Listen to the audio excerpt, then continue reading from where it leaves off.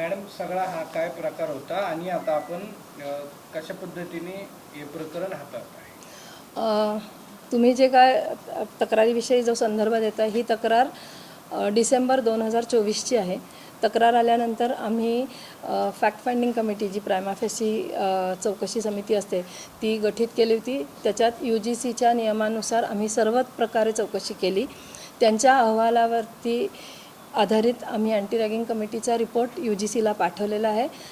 अहवालामध्ये कुठल्याही प्रकारचं रॅगिंग सिद्ध झालं नाही असं आलेलं असल्यामुळे आम्ही तसा अँटी रॅगिंग कमिटीचा रिपोर्ट विद्यापीठाला पाठवलेला होता, UGCलाही पाठवलेला होता.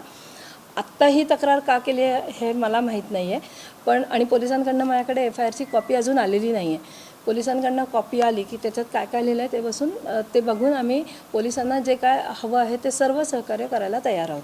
नाही, पण यामध्ये त्यांनी जे आरोप केलेले, अंडी फेकली, दगड फेकली, काय मारामार झाली, हे असं काही प्रकार त्यांनी तुमच्याकडे तक्रार केली होती. माझ्या रूमसमोर अंडी कोणी फेकली, या 5 मुलांनीच फेकली वगैरे असं कुठेही सिद्ध झालं नाही. या 5 मुलांवरती त्यांचा का आरोप आहे हेही मला माहीत नाही. आणि ती तक्रार आल्या क्षणी आम्ही त्याची रूमही बदलून दिलेली होती. हे सगळं आमच्या रिपोर्टमध्ये आहे आणि तो रिपोर्ट आम्ही गरज पडल्यास पोलिसांना देऊ. आपण त्यांनी काय तक्रार केली होती, यांनी काय त्रास दिला वगैरे असं हे तुम्हीच सांगताय मला, तीच बरोबर आहे ना.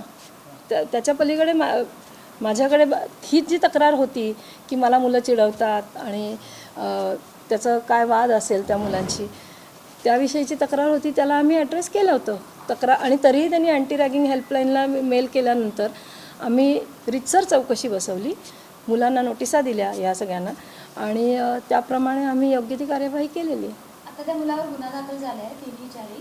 त्यांच्यावर आता काही कारवाई पोलिसांचाही मला FIR आला की आम्ही काय तर निर्णय घेऊ आणि ती कारवाई योग्य ती जी कायद्याने करायची असेल ती कार्यवाही आम्ही करू.